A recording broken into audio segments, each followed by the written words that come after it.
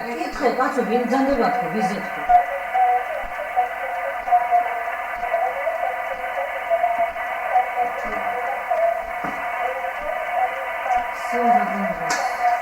Tercera სახლებიქვი აღარ მაქვს. ბოდა.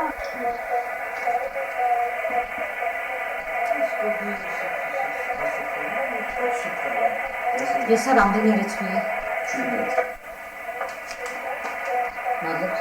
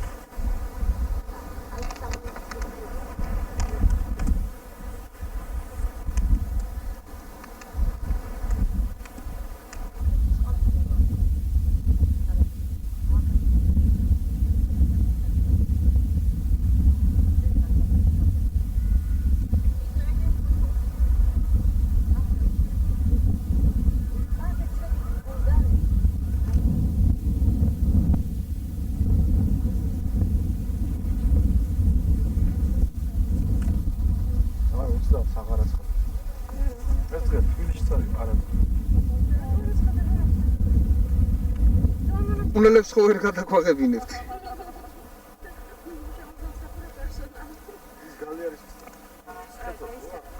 ეგ ხუნელას რო დაიჭერენ.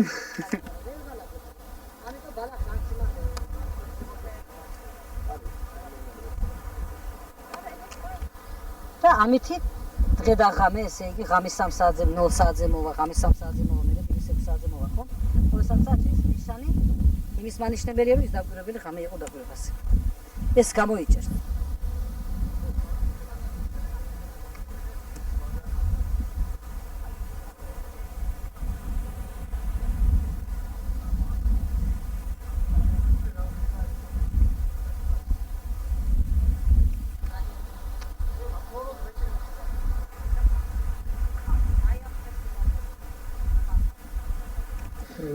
როგორც ჩვენთვის არის ცნობილი აგრომეტეოროლოგიური ცენტრი დიდი ტრადიციების მქონეა, ასე ვთქვათ, უკვე 150 წლის იუბილე შეუსრულდა. თუ შეიძლება გვესაუბრეთ აი ისტორიის შესახებ, იმ პრობლემების შესახებ და იმ ფუნქციების შესახებ, რომელიც თქვენ სამსახურს აქვს და აკისრია. გორში ჰიდრომეტეოროლოგიური სამსახურის მუშაობა 150 წლის წინ დაიწყო. მაგრამ როგორც ასეთი აგრომეტეოროლოგიური სადგური ჩამოყალიბდა გორში 1963 წლიდან. მაშინ როცა გაუქმებული იქნა სკრის აგრომეტეოროლოგიური სადგური და შეუერთდა გორის ჰიდრომეტეოროლოგიურ სადგურს. რა თქმა უნდა, რახან აგრომეტეოროლოგიური სადგური ჩამოყალიბდა გორში, ის წარმოადგენს ერთ-ერთ სამეცნიერო ბაზას და მისი დამკვეთები არიან მეცნიერები. გორს მიეცა გეგმიური დავალება 14 კულტურაზე აკეთებს სასოფლო-სამეურნეო ფენოლოგიური ფაზების აღრიცხვას სასოფლო-სამეურნეო კულტურებზე გატარებული აგროტექნიკური ღონისძიებების აღრიცხვას, ახდენს პროდუქტიული ტენის მარაგის შემცველობის გამოთვლას ყოველ 10 დღეში, ყოველ დეკადურად და ამავე დროს აკვირდება მოსავლის სტრუქტურას. შემოდგომის ხორბალზე, ვაშლის კულტურაზე, ერთხან ატამზეც კი გვქონდა. და ძირითადი სადამკვირვებლო ობიექტი გახლდათ გორის ექსპერიმენტალური მეურნეობის ტერიტორია. მაგრამ სამწუხაროდ ამ უკანასკნელ წლებში აი იმ რეფორმებთან დაკავშირებით, რომელიც ამჟამად მიმდინარეობს ჩვენ ქვეყანაში, ჩვენ სამუშაოსაც რა თქმა უნდა გარკვეული დაღი დაესვა. იმით რომ მოხდა მიწების გადანაწილება ძირითადად არენდატორების ხელში, ჩვენი მრავალწლიანი დაკვირვებები, რომლებითაც მეცნიერები სარგებლობენ, ეს კულტურები მოექცა არენდატორების ხელში და ისეთი უცხო პიროვნებების ხელში, რომლებიც ერთხანს ჩვენს დამკვირვებელს არც კი უშვებდნენ ტერიტორიაზე, ძაღლებს დააბავდნენ და შესვლა უცხო პირებისა ჩვენ უცხო პირებად ითვლებოდით, ძნელი იყო. იმიტომ რომ ჩვენ დაკვირვება გვევალება ძირითადად დღის მეორე ნახევარში. როცა ფაქტიურად იმ დღის ამინდი გავლილია. შეიძლება ფენოლოგიური ფაზა დილით სხვა იყოს, შუა დღის შემდეგ სხვა. ჩვენ ის მომენტი უნდა დავიჭიროთ, რომელიც ნამდვილად შეეფერება იმ დღეს. შეიძლება ყვავილობა ნაშვადღებს დაიწყოს მასიური. ეს მონაცემები გამოიყენებოდა და არც ახლა დაუკარგია მას თავისი ფუნქცია აგრომეტეოროლოგიური პროგნოზების შედგენაში. და თქვენ წარმოიდგინეთ, იყო წლები, როცა აგრომეტეოროლოგიური პროგნოზები ძალიან დიდ ეკონომიურ ეფექტს აძლევდა ჩვენს სოფლის მეურნეობას. იქამდე თუ ჩვენ ახლა გავიხსენებთ, თითქმის არც ერთი სპეციალისტი წაყინვის საწინააღმდეგო ღონისძიებას არ იწყებდა მეტეოროლოგიური სადგურიდან გაცემული სიგნალის გარეშე. აი ეს წლები წარსულს ჩაბარდა. როგორც მოგახსენებთ, ახლა არენდატორები და საერთოდ გლეხობა არის ამ მიწის მეპატრონეები. ბევრჯერ შეიძლება მათ აქვთ ის პრობლემები, რომ სჭირდებათ ეს პროგნოზები, მაგრამ ჩვენთან ჯერჯერობით კონტაქტი ამ ხალხს არ დაუმყარებია. შეიძლება ერთეულებმა რამე დაგეკითხოს და კითხოს. არადა ძალიან საინტერესო მონაცემია მავნებლების გამოსვლის პერიოდი, რომელ დღეს შეიძლება მოახდინოს სოფლის მეურნეობის მუშაკმა, მეურნემ ამა თუ იმ ღონისძიების გატარება, ძირითადად სწავლობა, რომ მქონდეს მას ეფექტი და თუ ის მეურნე იმ დღეს ვერ მოასწრებს იმ წამლობის ჩატარებას, შემდეგ ეს ღონისძიება დაკარგულია. უეფექტოა და მარტო ამიტომ კი არა, რომ მან იმ დღეს ვერ მოასწრო ესა. ის უკვე გარემოს დამაბინძურებლად ითვლება და ამაზე არავინ ჯერჯერობით რეაგირებას ვერც მოახდეს, იმიტომ რომ ამჟამად მიმდინარეობს ამ საკითხების შესწავლა. აგრომეტსადგური გარდა ფენოლოგიური დაკვირვებებისა ყოველთვის რახან სამეცნიერო ბაზა იყო, ახდენდა წყლის ქიმიურ შემადგენლობაზე დაკვირვებას.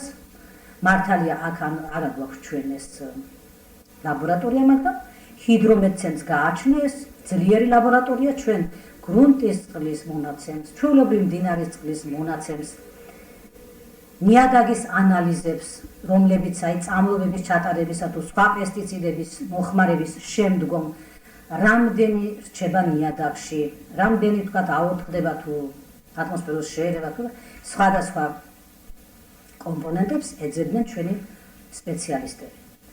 ეს სამუშაო ჯერჯერობით ჩვენი მხრივ შეფერხდა, მაგრამ ჰიდრომეტცენტრმა ამ სამუშაოს ისევ გაუკეთა მობილიზაცია და დამოუკიდებლად უკვე თვითონ ეძებენ ამ საკითხს და კარგადაც ართმევენ თავს. ჩვენი აგრომეტეოროლოგიური სადგური ყოველთვის იმ გეგმა დავალებებით მუშაობდა, რომელსაც ჰიდრომეტცენტრი აწოდიდა.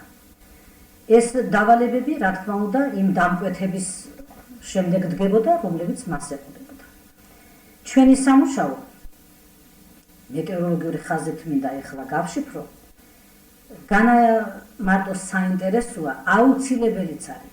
თუ არ აღირიცხება დედამიწის ამა თუ იმ წერტილში რა მდგომარეობა მიკროკლიმატის მხრივ, მეცნიერება ვერ უპასუხებს და ვერ შეძლებს იმის დადგენას, რა ცვლილებები ხდება ატმოსფეროში, რა ცვლილებები მიმდინარეობს თვითონ დედამიწის ზედაპირზე.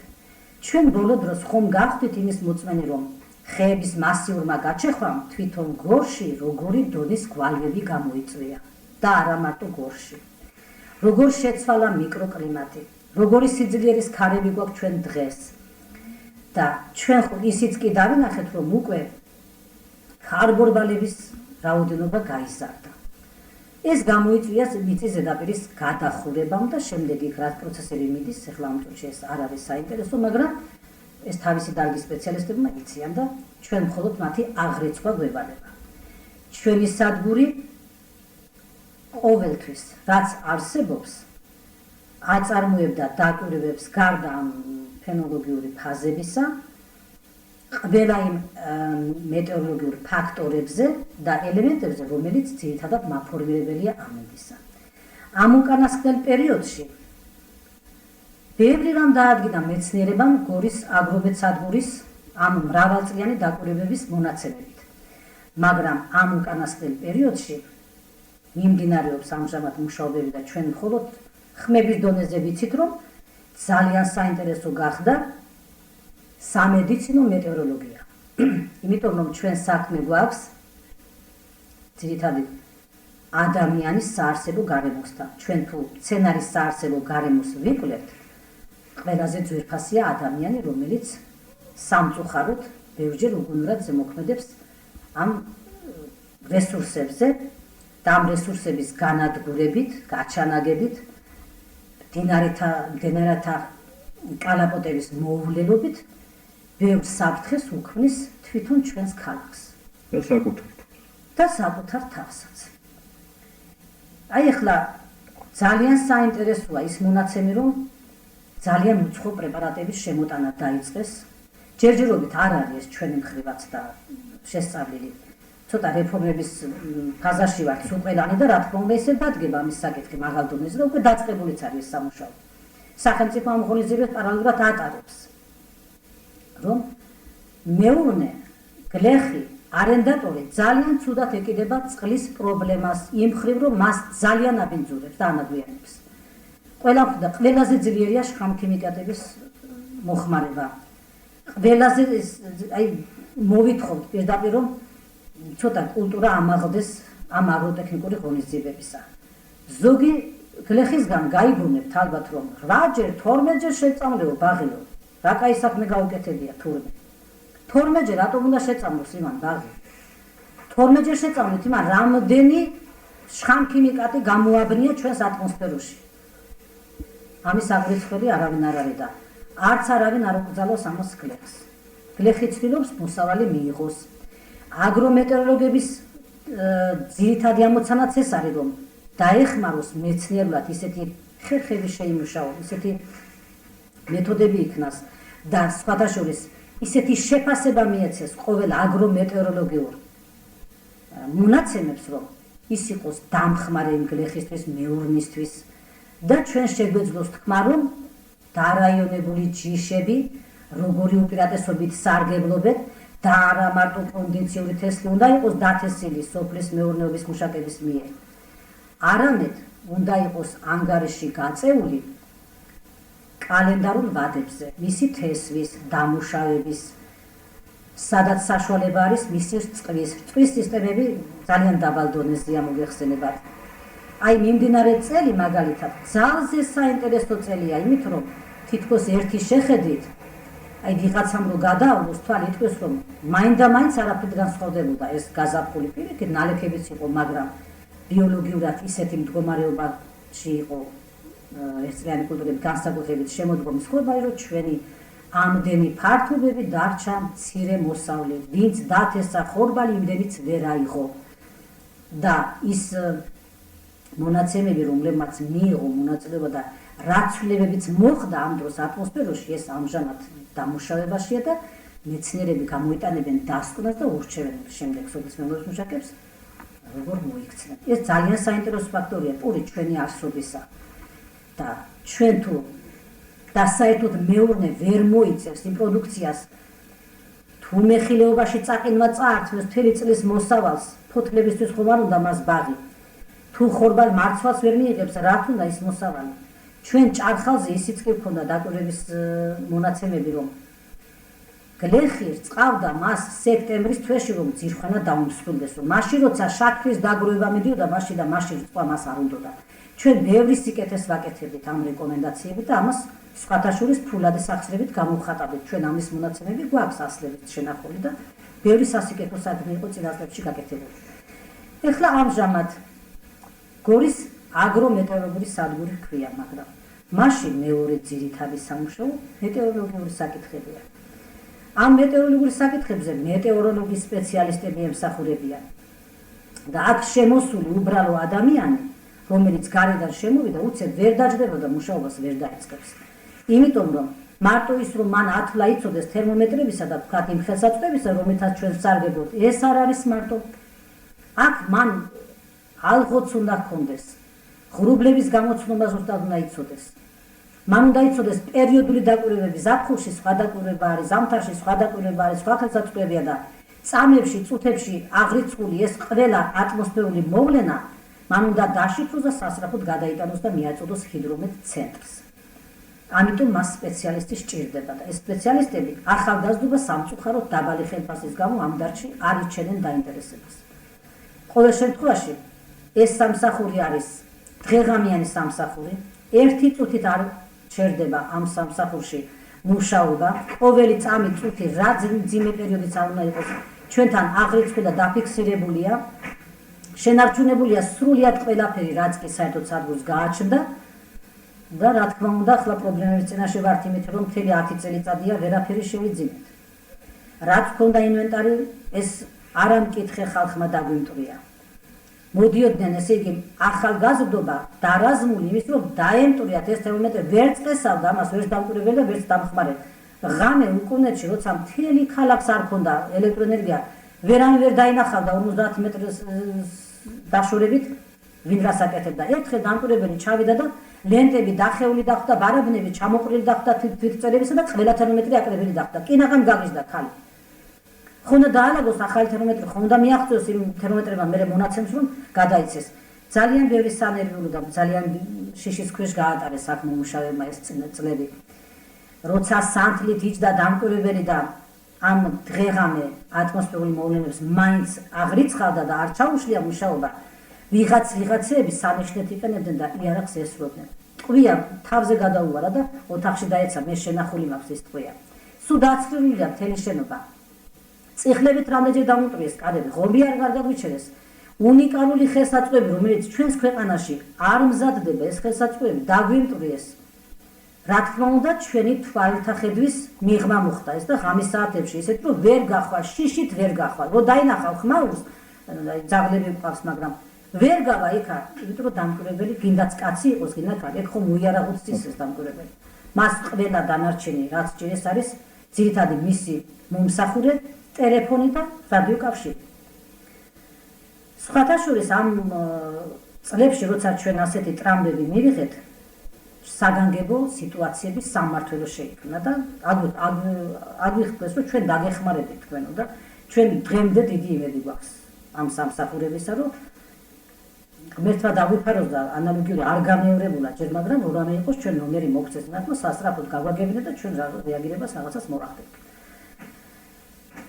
ну რა თქმა უნდა შეიძლება მე ყველაფერი ვერ ვილაპარაკე იმიტომ რომ ჰიდრომეტ სამსახურის მუშაობა ყოველთვის იყო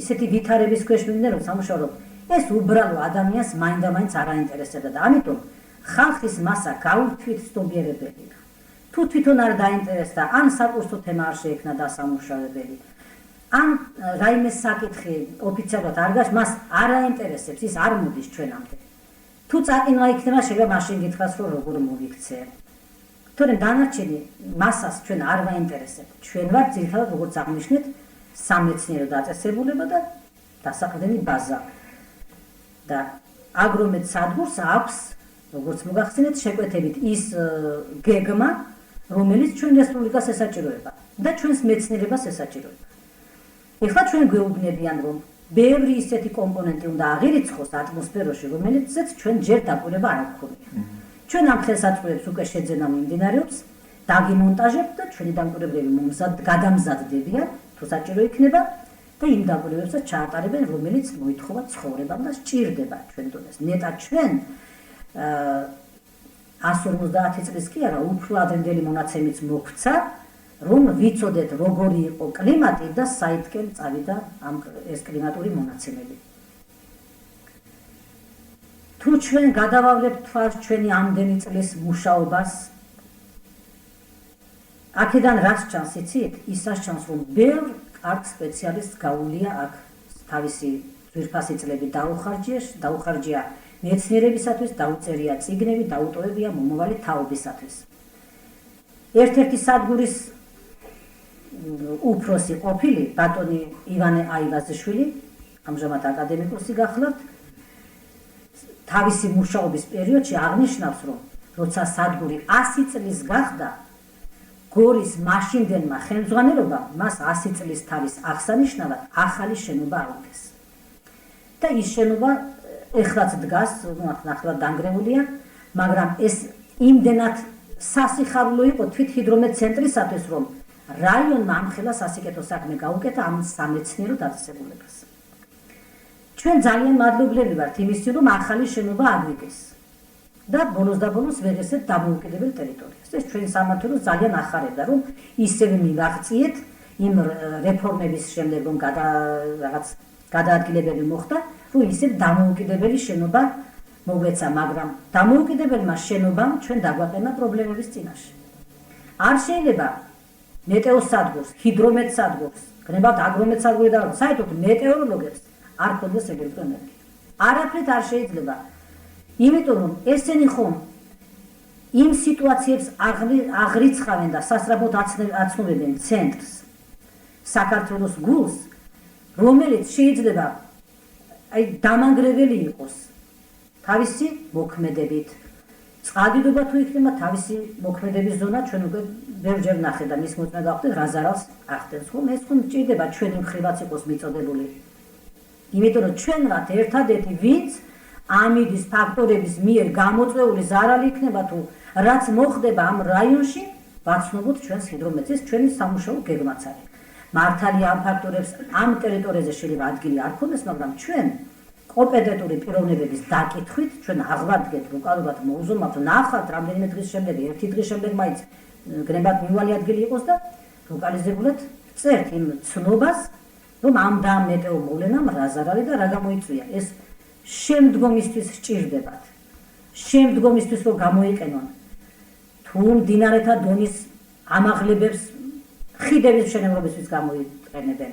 როცა წყალმცირეობა ის თვეები კარგად არის უკვე ცნობილი და სამშენებლო დარგი გაითვალისწინებს, თუ კი მშენებლებით როცა დაგეგმარება მიდის ამა თუ იმ შენობისა, ქალაქისა, გამოიყენებენ ქარის თაიგულს, რომ როგორ უნდა დაამთხვიონ მას, რომ წინააღმდეგობა ნაკლები ქონდეს, ვინაიდან მაღალი შენობები ღია ადგილზე დადგმული, ცნობილია მიწოდეთ ქარს თვითონაც. თუ ესენი იყენებენ ჩვენი სამუშაოს ძირითადი ნაწილი, კოდირებულია ეს სამუშაო და გამოიყენება შტორმები უსაფრთხოებისათვის ძირითადად, რა თქმა უნდა, ჩვენ ხელშეწყობა გვჭირდება ამ ელექტროენერგიით და მეორე საკითხით ტელეფონით. ჩვენი ჰიდრომეტსამმართველო ამ გაჭირების წლებშიც კი ჩვენ გვიწევდა ყველანაირ დახმარებას, რაც კი შეიძლება, როგორმე არ ჩაშლილიყო აგრომეტსადგურზე დაგვირება. ვისაც კი სადმე თუ ხელი მიუწვდებოდა, ჩვენ ხელსაწყო იარაღებით მაინც გვამარაგებდნენ. ფაქტები არ იყო საშუალება ბოლოს მოიშალა და ესე იგი მისი დამზადება მიმდინარეობდა ჩვენთან არაფერი, ახლა აღდგა ეს სამუშაო ყველაფერი. ჩვენ ყველანაირ ისეთი ქაღალდები გამოვიყენეთ და ისეთი საშუალებები გამოვიყენეთ, რომ შეიძლება არ არის ახლა აღსანიშნავი გაგეცინოთ. მაგრამ ჩვენ ეს სამუშაო გვჭირდებოდა და მაინც დაუტოვეთ მეცნიერებას ეს ანალიზები. გორის რაიონის ხელმძღვანელობა ბევრჯერ შევაწუხეთ, ბევრჯერ მჯდარვართ ჩვენ მათ კარებთან. უმროდინე დაგვეხმარნენ, შეშა გამოგვიყეს ერთ წელიწადს. იმის შემდგომი დახმარება წერილობით მიწერილია ჩვენ ჰიდრომეტსამმართველოში, რომ გამოგიყოთ თანხას. ეს თანხები მოხმარდება გადაიარაღებას.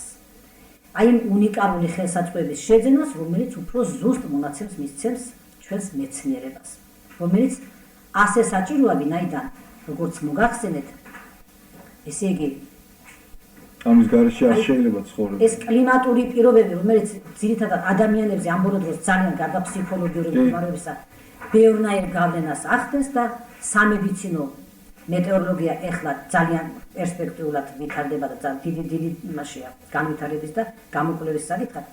ეს ჩვენს ქალაქს ძალიან სჭირდება. ძალიან სჭირდება, იმიტომ რომ ქალაქში ბევრი მრავალსიმპტომიანი დაავადება აღინიშნა, რომლის მიზეზად ასახელებენ მარტო შხამქიმიკატებს კი და კიდე სხვადასხვა ფაქტორების მონაწილეობას.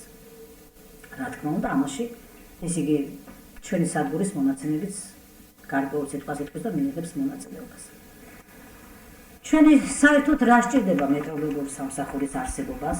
სჭირდება აუცილებლად განათება, ტელეფონი, სითბო და აი ეს წვრილი რა ქაღალდი, ფანქარი, საწერკალამი, რომლითაც რა თქმა უნდა ჩვენ მარაგდები და ამას ვყიდულობ და ვახერხებ. მაგრამ არ უნდა გახდეს ეს სალაპარაკო, მაგალითად რომ ჩვენ გვინდა ცოტა დახმარება და თანადგომა. გვინდა, იმიტომ რომ სადაც ჩვენ ვარსებობთ, თუ ჩვენ ვინმე თვლის რომ რაღაცას ვაკეთებთ სასარგებლო საქმეს და რახან ვარსებობთ, ესე იგი ვიღაცას ვჭირდებით, ესე იგი ძალიან სასურველი და ძალიან კარგი იქნება თუ მართლა თანადგომას დავინახავთ ჩვენ ვინმესგან. ჩვენ გვიხარია რომ თქვენ დაინტერესდით, მოგბრძანდით, ჩვენი სამუშაო ნახეთ აი როგორ პირობებში უხდება დამკვირვებლის მუშაობა, რა ესაჭიროება მას შეიძლება ვერ თქვა ყველაფერი ეკრანიდან, მაგრამ ყველაფერს თქვენ თვითონაც მიხვდებით, რომ აქ სითბო და ელემენტარული სხვა საკითხები არ შეიძლება რომ არ მოწესრიგდეს. აქაური მყოფი ადამიანი აი ამ ღია ცის ქვეშ, ესე იგი, ღობეს რომ ათჯერ მოგპარავენ და არაფერს გაგიჩერებს ვიღაცეები, ესე იგი ძალიან გვიჭირს რომ შევინარჩუნოთ ჩვენის კომფორტი, რაც სჭირდება ამ სამუშაოს ნორმალურ მუშაობას. არ გვინდა არავის ჩვენ დამატებითი კარნახით, ჩვენ ეს სადგური რომ მუშაობს, მას რომ ის ფუნქციონირებაში აუცილებელია სისუფთავის დაცვა, ეს უცხო არავისთვის არ არის. ამას წყალი ესაჭიროება, მისასვლელი გზა ესაჭიროება ნორმალური. სასწრაფო დახმარების მანქანა რომ დასჭირდეს, ამ ხალხს ვერ შემოვა. შემოფარგლულში ვართ. ეს ბევრჯერ დაისვა, მაგრამ ეხლა ისეთი ვითარებაა, რომ მაინც ასე არის დარჩა ეს საკითხი ასე. ჩვენ ვისურვებდით, რომ თუ გამიჯვნა მოხდა, თუ მიწების გადაცემა გახდა და დანაწილება, ჩვენ მაგალითად იმ პიროვნებამ თუ იმ სამსახურმა თუ იმ დაწესებულებამ, ვისაც აქვს ტერიტორია, თავისი შემოიფარგლოს და ჩვენგან არავინ არ შევა არავითარ შემთხვევაში. მაგრამ ჩვენ მისასვლელი გზაც გვჭირდება. წყალიც გვჭირდება, რომ სისუფთავე დავიცოდოთ, სადგურმა იფუნქციონიროს ნორმალურად. კარგით, მადლობთ, ძალიან ისეთი ბევრი საუბარი გამოგვივიდა და რა ვიცი, ჩვენ მაქსიმალურად ვეცდებით, რომ ეს თქვენი პროექტი ან მოისმენენ ამ კი, არა, აუცილებლად ეხლა ჩვენ როცა შეგვიწუხებია, ჩვენ დახმარებაც მიღია და იმედი გვაქვს რომ ჩვენ დახმარებას რაც დამიყენებია საკითხი ყოველთვის ყოფილა რეალიზება რაღაცნაირად. აი ბატონ თამაზ გურგენიძესთანაც ყოფილ ვარ. ეხლა მუშაობდეს დენი იყოს. აი ყველა სასიცოცხლო დანიშნულების ეს